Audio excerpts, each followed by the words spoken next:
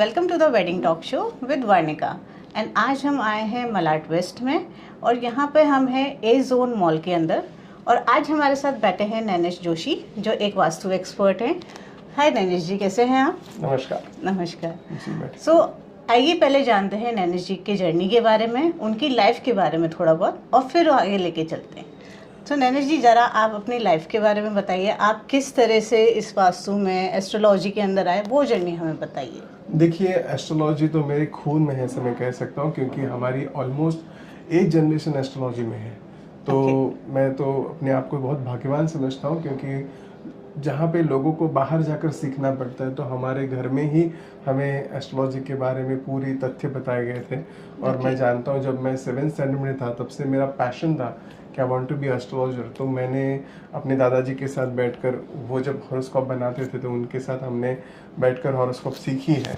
और मैंने देखा कि लोग हमारे पास जब आते थे, कुछ लोग बहुत दुखी होते हैं जब आकर कुछ कंसल्ट लेके जाते थे, और वही लोग हैप्पी फेसेस लेकर जब वापस आते थे, तो जो उनके चेहरे पे खुशी होती थी, वो देखकर मुझे ऐसा लगा कि नहीं, मुझे भी ये काम करना है और इससे ज़रूर मैं लोगों की सहायता कर सकता हूँ।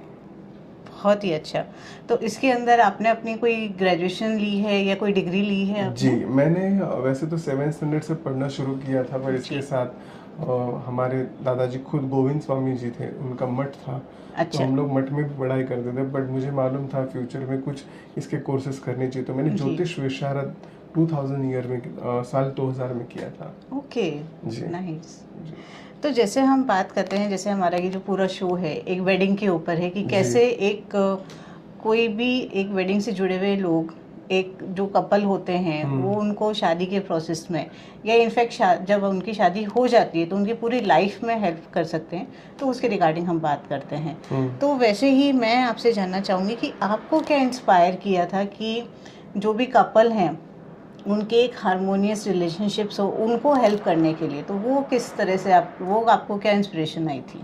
देखिए, नॉर्मली मैरिज जो कहा जाता है ना, ये तो ऊपर से संजोग होता है, लोग जोड़ियां बन के ऊपर से ही आती है। बट लोगों को कई बार हम लोग लव मैरिजेस देखते हैं, अरेंज मैरिजेस देखते हैं।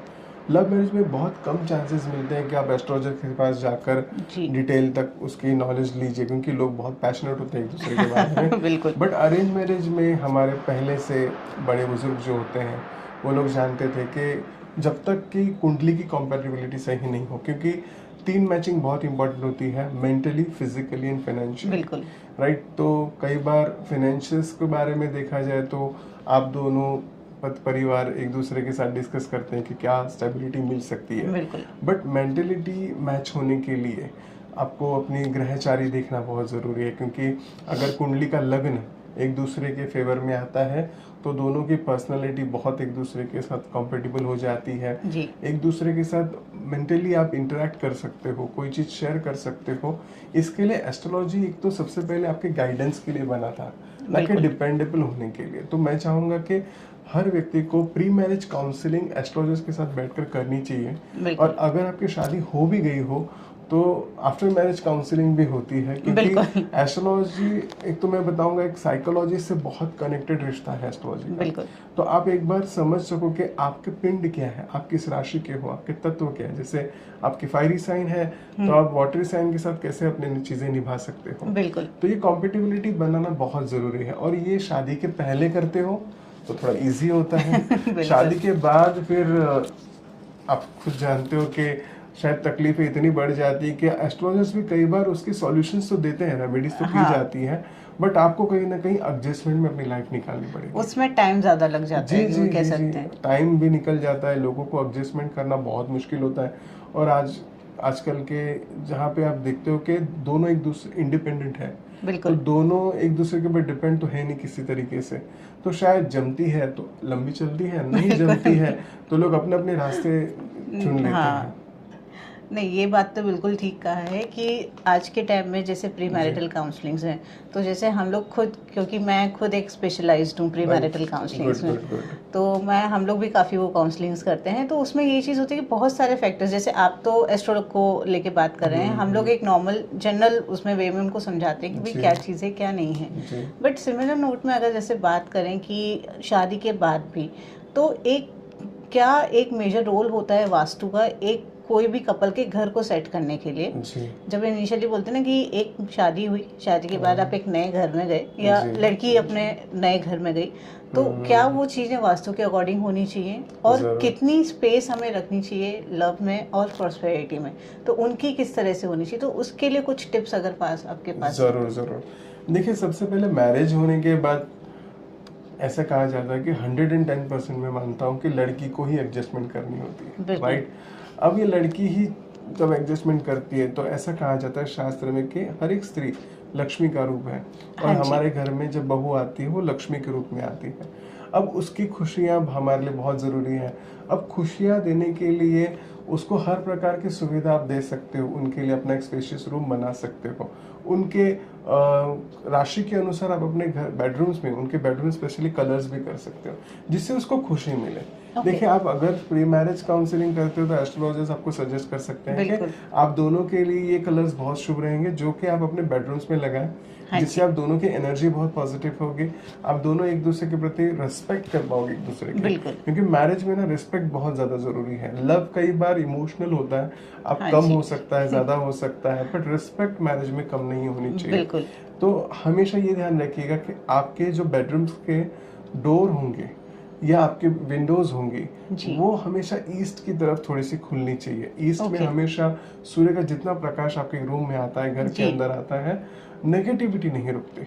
तो आप कोशिश करें कि आपकी जल्दी शादी हुई हो और शादी में कोई दिक्कत आ रही हो और आपको जी। लग रहा है कि घर में कोई प्रॉब्लम है जो हम एक दूसरे के साथ शायद शेयर भी नहीं कर पा रहे हैं, पति पत्नी हाँ भी जी। एक दूसरे के साथ शेयर नहीं कर पाते, जिस घर में अंधकार ज्यादा होता है, अंधेरा ज्यादा होता हाँ है, जी। जिस घर में नेचुरल लाइट्स नहीं आती, नेचुरल एयर पास नहीं होता है ना, उस बिल्कुल। घर में कई बार हमने देखा हुआ है कि फैमिलीज में इश्यूज बढ़ते हैं। हस्बैंड वाइफ एक दूसरे के साथ विचार भी शेयर नहीं कर सकते अपने दूसरे के, तो दिक्कतें बढ़ जाती है। तो नए मैरिज जिनकी बिल्कुल। होती है उनको मैं जरूर कहूंगा कि कोशिश करें कि सुबह जल्दी उठें, ठीक है, जो पॉसिबल है तो कर सकते हैं। सूर्य प्रकाश हाँ। घर में आने दीजिएगा, जो बिल्कुल। सनलाइट आपके घर में आएगी तो ऑटोमेटिकली नेगेटिविटी निकल जाती है। जी। और जो भी रूम है उसको क्लटर फ्री रखना बहुत जरूरी है, क्योंकि क्लटर्स आपके विचारों को, मतलब आपके स्वभाव को दर्शाते हैं, आप जैसे बिल्कुल। रूम को रखते हो। और कभी भी आपकी जो न्यू कपल्स के लिए मैं स्पेसिफिकली कहूंगा कि आपकी बेडशीट्स हमेशा ब्लैक एंड ग्रे को अवॉइड करना है, बाकी कलर्स आप ले सकते हो, जो भी पेस्टल कलर्स है वो आप ले सकते हैं, कोई दिक्कत नहीं आएगी। और दूसरी चीज, जितना हो सके अपने रूम्स के अंदर फ्लावर्स आप हमेशा रखिएगा, या नेचुरल प्लांट्स आप रख सकते हो, जिससे आप एक दूसरे के साथ जब भी मिलो तो वो जी। एक लव वाली फीलिंग आनी चाहिए, एक अट्रैक्शन एक दूसरे के लिए आना चाहिए। वास्तु का एक सबसे बड़ा रूल मैं आपको कहूंगा कि नए कपल जो होते हैं उनको हाँ जी। साउथ ईस्ट जोन पे सोना बहुत शुभ माना जाता है। Actual Okay. कई लोगों के बीच में है कि साउथ ईस्ट अग्नि तत्व का है तो दोनों को झगड़े ज्यादा होंगे, बट देखिए मैं थोड़ा कहूंगा नेचुरल कि फायर होना बहुत जरूरी है। जी। सो फायर एलिमेंट कब आएगा? जब आपके साउथ ईस्ट जोन पे आप जाओगे, जो कि शादी की पहले 3-4 साल आपको बेनिफिट देगा। हाँ, पर शादी को 5-6 साल हो गए हैं और आपको सेटल वाली फीलिंग चाहिए तो south west zone is perfect zone. Okay, तो मतलब मेरे ख्याल से जैसे जैसे साल चेंज होते रहते हैं वैसे वैसे आपके डायरेक्शंस भी चेंज होने आप चाहिए। ये नहीं बोल सकते कि एक ही रूल के साथ सब चलेगा। वास्तु में आपको बच्चा चाहिए और आपको लगता है कि हमें प्रेगनेंसी फास्ट करनी है तो साउथ जी। East zone is a perfect zone.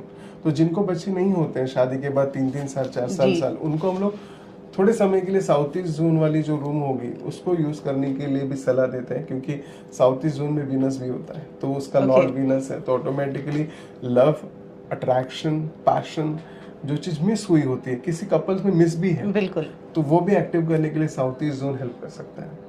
तो इसी चीज़ पे अगर मैं बोलूँ कि जैसे आजकल बहुत सारे कपल्स जो हैं मैच मेकिंग्स में जाते हैं, अपनी कुंडलियाँ मिलाते हैं, जी। तो उसमें एक आता है जो हम कंपैटिबिलिटी का एनालिसिस Okay, करते हैं, okay. तो उसमें क्या फैक्टर्स हमें देखने चाहिए कि भाई वो चीज़ हमारी मैच करती है या नहीं करती है? देखिए, सबसे बड़ा इम्पोर्टेंट, मैंने पहले भी कहा कि एयरी साइन, फायरी साइन, जी। यहाँ पे 4 साइंस बहुत इंपॉर्टेंट है। कभी भी आप अर्थ साइन के साथ वाटर एलिमेंट वाली जो साइंस है वो ले सकते हैं, अर्थ। बिल्कुल। फायर साइन के साथ आप अर्थ साइंस ले सकते हो, बट कभी भी एयरी साइन होगा और फायर साइन होगा तो जी। वो आप समझ सकते हो क्या होता है, ठीक है। बिल्कुल। आपका समझो वाटरी साइन है और आपका फायर साइन होगा तो क्या हो सकता है। तो किसी एक्सपर्ट के पास जाकर ज़्यादा रिजल्ट आप देख सकते हो कि नहीं हमें अच्छे मिलते हैं। हाँ बट जी। आप अगर यदि कोई ऐप के ऊपर जाकर या कहीं पे आप ऑनलाइन चेक करते हो बिल्कुल। तो वहां से आप बोले तो नहीं हो गया, हमने तो चेक कर लिया था, मैच तो हो रहा है, तो क्यों पंडित जी के पास जाने की हाँ जरूरत जी। है। अगर पंडित जी आपको डिटेलिंग में ये देंगे ना कि आपका खाली मैचिंग गुण मिलन से हो गया, ग्रह हाँ। मिलन नहीं हुआ है। खाली गुण मिलने से कुंडली नहीं मिलती है, ध्यान बिल्कुल। रखिएगा। गुण तो 100 आउट ऑफ 50 लोगों के 60-70% लोगों के मैच हो जाते हैं। बट अगर आपकी कुंडली में मंगल है जी। तो आपको सामने वाले की कुंडली में मंगल होना बहुत जरूरी है, क्योंकि मंगल है मतलब आपके अंदर एक पॉजिटिव स्पार्क है और आपको कुछ कर दिखाने की जरूरत है। बिल्कुल। तो फिर सामने वाला ये व्यक्ति अगर बहुत ही ठंडा मिल गया तो आप समझ सकते हो एक दूसरे के साथ व्यवहार कैसे कर सकते हैं। तो बिल्कुल। मैं जरूर चाहूंगा कि कुंडली की कॉम्पेटिबिलिटी जरूरी है, ग्रह मिलन सबसे जी। इम्पोर्टेंट है, देन गुण मिलन भी जरूरी है। तो Okay. थोड़ा म्यूचुअल देखना पड़ेगा और इसके लिए एक्सपर्ट की सलाह जरूर लें। बिल्कुल। तो जैसे हम बात करते हैं न्यूमरोलॉजी की, जी। तो अगर एक हम लोग अगर बात करें कि वेडिंग डेट हमें सेलेक्ट करनी है, जी। वेन्यू सेलेक्ट करना है या उसके अरेंजमेंट्स देखने हैं, जी। इनफैक्ट अगर हम बात करें कि जैसे आजकल क्या है कपल नेम्स रखने लगे हम लोग, तो उसमें न्यूमरोलॉजी का क्या रोल है? देखिए न्यूमरोलॉजी ऐसा कहा जाता है ना कि जिस दिन आप जन्म लेते हो जी। कहीं ना कहीं भाग्य आपको उस जन्म उसी दिन लेने के लिए ना आपके कर्म आपके भोग डिसाइडेड होता है पूरा। अगर आपकी एक डेट ऑफ बर्थ से जुड़ा हुआ 1, 11, जी। 19 आपकी 28 तारीख है तो ऑटोमेटिकली आपके ऊपर सूर्य का प्रभाव है। Okay. और फिर वह व्यक्ति यदि शुक्र के प्रभावित व्यक्ति से यानी 6, 15, 24 वाले व्यक्ति से मैरिज करेगा तो हमेशा वीनस वाला तो अपनी लाइफ एंजॉय कर ही रहा है, बट सूर्य वाले को वो जो डिसिप्लिन होता है ना उसको हाँ। लगेगा कि कहीं ना कहीं मेरा जो जो जिससे मैंने शादी की वो मेरे नियंत्रण में नहीं है, वो बिल्कुल। दिक्कत आएगी। एक तो न्यूमरोलॉजी बहुत प्योरली देखना बहुत जरूरी है। और अगर आपकी डेट ऑफ बर्थ के डेट के कॉम्पेटिबल हमने मैरिज की डेट निकाली बिल्कुल। तो क्योंकि देखिए ऐसा होता है आपका भाग्यांक अलग होता है जिसको हम जी। लोग बोलते हैं, मूलांक अलग होता है, बट दोनों को मिलाकर और दोनों एक दूसरे की कुंडली का डेट ऑफ बर्थ को मैच करके अगर बिल्कुल। हमने मुहूर्त निकाले जाए तो बहुत अच्छे रिजल्ट आते हैं। हम लोग तो दिन का भी महत्व देते हैं। दिन Okay. मतलब जिस दिन शुक्रवार के दिन आपको शुभ रहेगा, गुरुवार के दिन शुभ रहेगा, अच्छा। ये भी आपको बताते हैं, क्योंकि हर राशि का एक घातवार होता है, आपने सुना होगा। उस Okay. राशि के लिए वो दिन शुभ नहीं माना जाता। अच्छा। और, हाँ, और शास्त्र ये भी कहता है कुंडली के जब आप शादी के डेट जी। निकालते हो कि आपके चंद्रमा उस दिन के राशि से 8वां 12वां नहीं होना चाहिए। Okay. अदरवाइज जो मैरिज के बाद जो दोष होते हैं आप देखते हो कई बार डिवोर्स के केसेस अभी तो बहुत बढ़ गए। हाँ, और अब इसका तो एक मेन खैर। रीजन मैं आपको बताऊंगा, शायद ये प्रश्न आपने मुझे पूछा है बट मैं इसके बारे में थोड़ी सी डिटेल देता हूँ। जैसे आप देखते हो कि मुहूर्त हाँ कहा जी। जाता है 12:40 का मुहूर्त है, जी। बट फिर कपल्स होते हैं जो रेडी होने के लिए हाँ। 1:30 बजे तक आ जाते हैं। एक पंडित जी वेट कर रहे हैं, भाई आ बिल्कुल। जाओ मुहूर्त निकल रहा है। इसका मुहूर्त का मतलब होता है कि उस समय पे स्थिर लगन चालू होता है, और आप अगर स्थिर लगन को अवॉइड करके जी। चर लगन में शादी करते हो तो शादी टिकना थोड़ा मुश्किल हो जाता है। तो आजकल जो प्रॉब्लम्स बढ़ रहे हैं ना, क्योंकि लोग जी। मुहूर्त का महत्व नहीं जानते। एक जैसे हमने ये भी देखा है कि जैसे मुहूर्त की जब बात निकली तो मेरे को एक क्वेश्चन ये भी आ रहा है कि जैसे एक मुहूर्त आपका अलग होता है, मतलब एक फेरों का मुहूर्त आपका एक अलग होता है, एक आपका हस्त मिलाप का जो जी, होता है जी, वो जी। तो ये दोनों में डिफरेंस क्या है? मतलब इस तरह से क्यों बोलते हैं कि जो आपका हस्त मिलाप का जो मुहूर्त है वो सबसे ज़्यादा ज़रूरी होता है ज़रूरी एज होता है। कंपैरेटिव की अगर हम बाकी किसी मुहूर्तों की बात कर रहे हैं तो? जी, क्योंकि ऐसा होता है ना, हर दिन शुक्र का हो रहा जी। होता है, गुरु का हो रहा होता है, बिल्कुल। मंगल का हो रहा होता है, और वो 1 घंटे का जो टाइम माना जाता है ना, हाँ जी। वो आप एक दूसरे के लिए कॉम्पेटिबल माना जाता है। और उस Okay. समय पे यदि शनि का हो रहा एक्टिव हो जी। जाए तो आप समझ सकते हो कि क्या हालत हो सकती है एक दूसरे के साथ। बिल्कुल, तो बिल्कुल। मैं चाहूंगा वो मुहूर्त को ज्यादा महत्व दे जो पंडित जी देते हैं आपको। जी।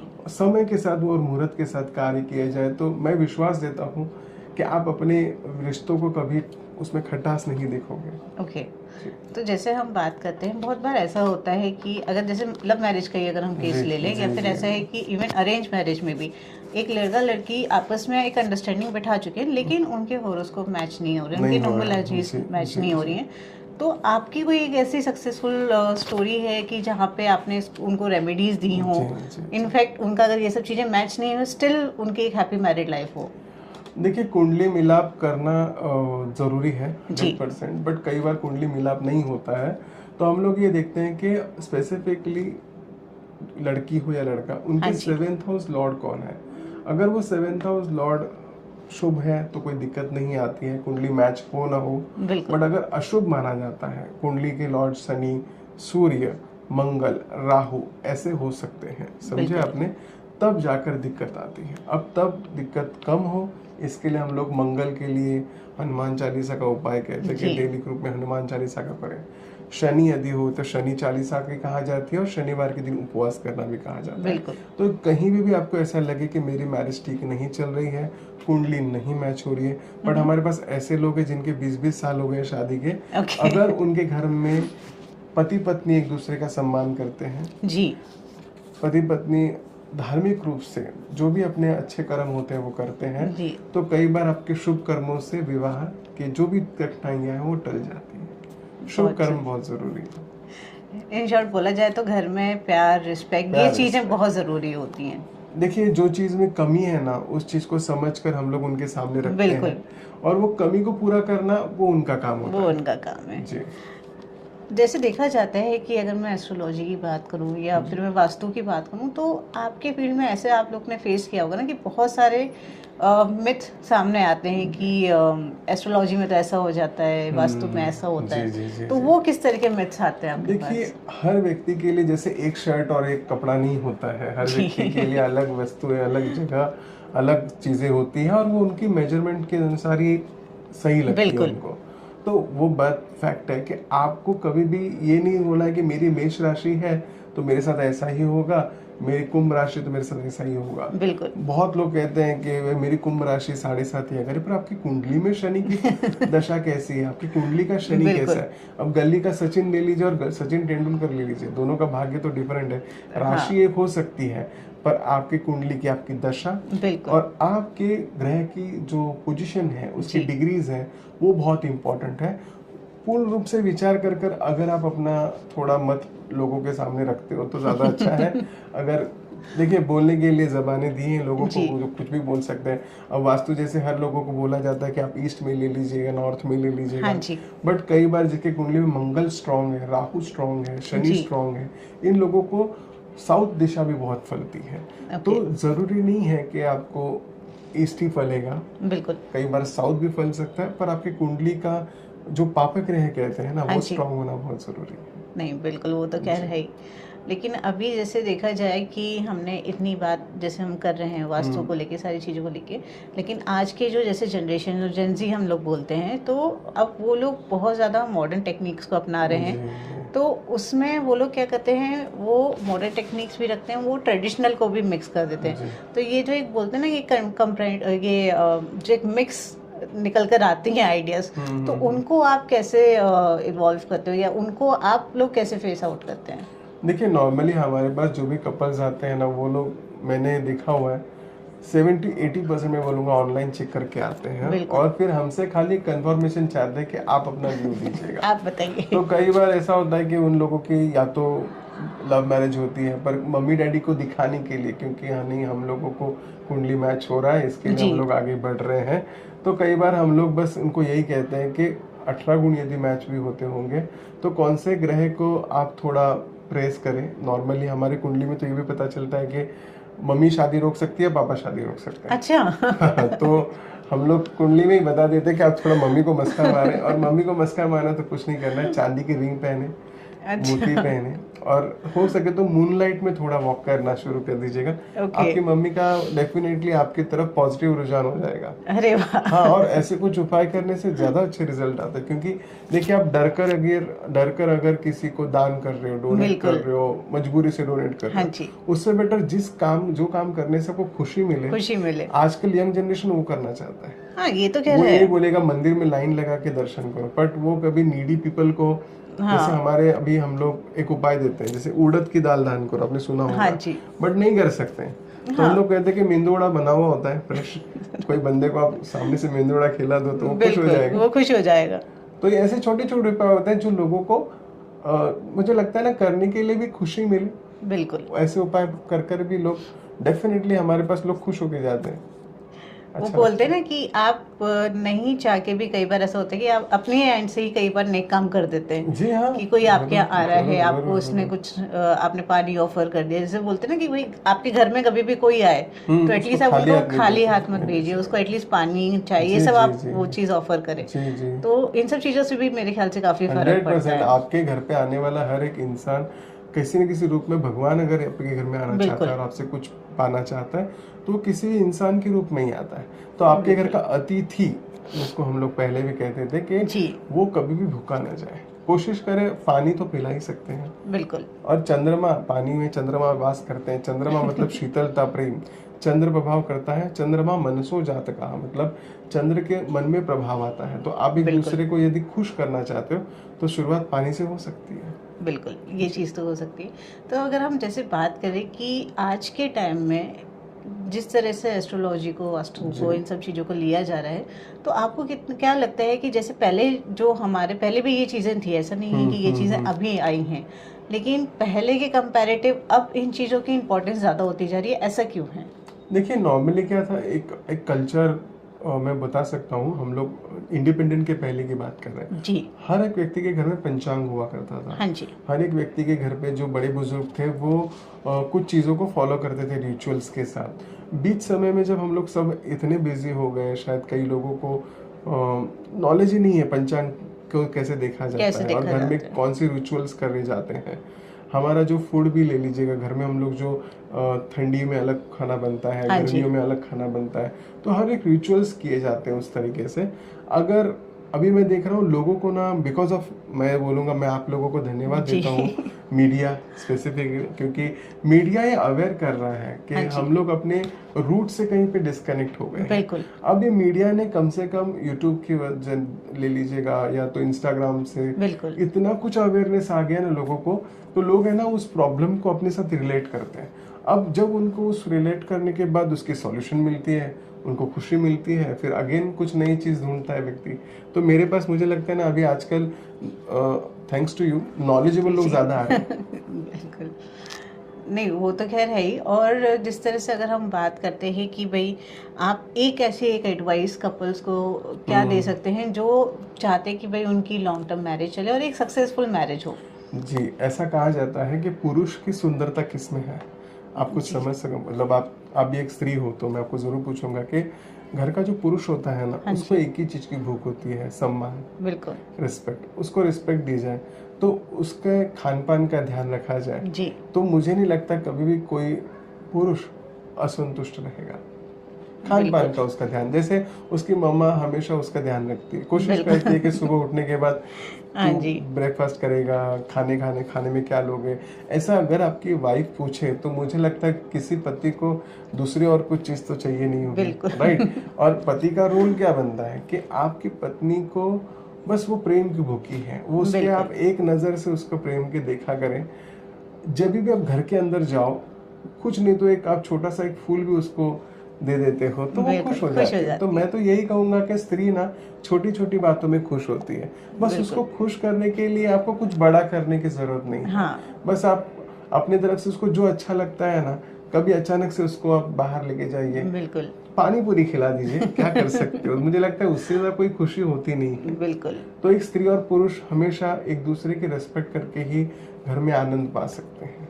बिल्कुल बहुत सही चीज़ आपने कही है। इनफैक्ट ये चीज़ देखी भी जाती है क्योंकि आज के टाइम में दोनों ही इंडिपेंडेंट है। तो Yes, ऐसा नहीं है कि सामने से अगर मैं बात करूं एज अ वाइफ कि भाई मुझे आपका पैसा चाहिए, मुझे आपसे पैसा नहीं ऐसा चाहिए, नहीं चाहिए। आपका थोड़ा सा टाइम, आपकी रिस्पेक्ट, बस वही चीज़ मुझे ट्रू चाहिए। True true. तो वो चीज़ें बहुत ज़्यादा मैटर करती है आज के जी टाइम जी में। जी जी जी। तो एक मैं उसके साथ एक चीज़ और आपसे पूछना चाहूँगी, एक आपकी एक वास्तु टिप जो आप हमारे व्यूअर्स को देना चाहते हैं कि वो अगर अपनी लाइफ में आज से एप्लीकेबल करते हैं तो उनकी लाइफ में कुछ चेंजेस आ सकें, क्योंकि जरूर। अब नया साल आ रहा है तो उसके साथ साथ हम चाहते हैं कि एक वास्तु टिप आपकी साइड से। ज़रूर। देखिए, आप कपल्स की बात कहो तो मैं हमेशा कहूँगा कि आपके बेडरूम्स में आप हमेशा राधा कृष्ण की तस्वीर लगा सकते हो पश्चिम दिशा में। आप अपनी मैरिज वाली जो तस्वीर होगी वो ज़रूर वेस्ट वॉल पे लगाएं, जी और उसको आप है ना रेड फ्रेम के अंदर लगाइएगा। तो ज़रूर आप दोनों में ना कभी मतलब मैं बोलूँगा ना, वो दूरियां ही नहीं आएंगी जिस वजह से आप एक दूसरे से दूर हो जाते हो, एक दूसरे से मनमुटाव हो जाता है, क्योंकि west wall wall of wish wall कहा जाता है। ओके। समझे आपने? और उसको वॉल ऑफ द फेम भी कहा जाता है कि आपको अच्छा। लाइफ में कुछ भी चाहिए तो आप उस वॉल पे लगाइए, आप मैनिफेस्ट करो, वो चीज़ आपको मिल जाएगी। तो nice। आप अपनी दोनों की तस्वीरें लगा दीजिएगा एकदम प्यार भरी, जी। तो मुझे लगता है प्यार में कभी कोई कमी नहीं आएगी। क्या बात है, बिल्कुल सही। तो मेरे ख्याल से तो बहुत ज़्यादा हम लोगों ने वास्तु के ऊपर, न्यूमरोलॉजी के ऊपर बहुत सारी हमने डिस्कशन कर लिया है। तो एक लाइटर नोट पे इसको हम ख़त्म करते हैं। तो उसके साथ मैं आपसे पूछना चाहूँगी, कोई भी एक लकी नंबर जो वेडिंग्स को लेके है, या फिर आप 2025 में, मतलब 2025 के लिए जी। एक लकी नंबर आप क्या बोल सकते हैं, और क्यों वो आपको लगता है कि वो एक लकी नंबर हो सकता है? जी देखिए, नॉर्मली ऐसा कहा जाता है कि हर एक नंबर अपने आप में एक अलग डिफरेंट होता है जी। बट जैसे 2025 की बात की जाए तो इसके ऊपर रूल कर रहा है नंबर 9। मैं कहूँगा आज तक आपके लाइफ में कुछ भी नहीं हुआ है सही, बट ये सब कुछ बेस्ट करना है, आपको अपनी मेहनत को सफल करना होगा। तो 2025 इज द बेस्ट ईयर, अरे वाह। क्योंकि 9 नंबर की टोटल आ रही है। ऐसा कहा जाता है कंप्लीट नंबर होता है। और मैं मैरिज हो, बिजनेस हो, बिल्कुल बेस्ट पार्टनरशिप हो, या आपको कुछ भी नया काम करना है जी। जिसका हमेशा टोटल 9 आता है, तो आपके लाइफ में कभी कोई कमी नहीं आएगी, क्योंकि ऐसा कहा जाता है हर मंत्र जाप के जितने भी बीड्स होते हैं वो भी 108 होते हैं, टोटल 9। बिल्कुल राइट। तो मैं कहूँगा कि हर जगह जहाँ पे 9 नंबर आप देखो ना, हाँ जी, उस व्यक्ति से कनेक्ट हो जाओ, ऑटोमेटिकली वो बंदा ना आपको कहीं ना कहीं पॉजिटिव साइंस ही देगा। और नंबर 1 मैं आपको जरूर कहूँगा, क्योंकि 1, 5, 7, 9 ये जैसे 4 नंबर्स माने जाते हैं, ये जिस भी व्यक्ति के साथ जुड़ते हैं ना, हाँ जी। उसकी ग्रोथ के लिए काम करते हैं। अरे वाह। तो ये नंबर्स ध्यान रखिएगा। 1, 5, 9 तो मैक्सिमम लोगों की हेल्प करते हैं।